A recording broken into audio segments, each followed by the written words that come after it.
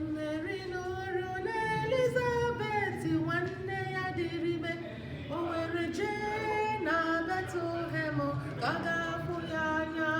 Ọ bata na Betlehem kelee Elizabeth wee jupụta na mmụọ nsọ were sị, ị ga-adị ngọzi n'etiti ụmụ igboro niile, mmadụ niile ga-anakpọ gị nne, onye dị ngọzi.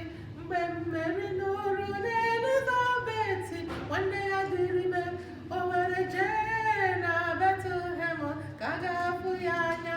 Ọ bata na Betlehem kelee Elizabeth wee jupụta na mmụọ nsọ were sị, ị ga-adị ngọzi n'etiti ụmụ igboro niile, mmadụ niile ga-anakpọ gị nne, onye dị ngọzi. Amara ịhụ nwanne na nwanne n'anya.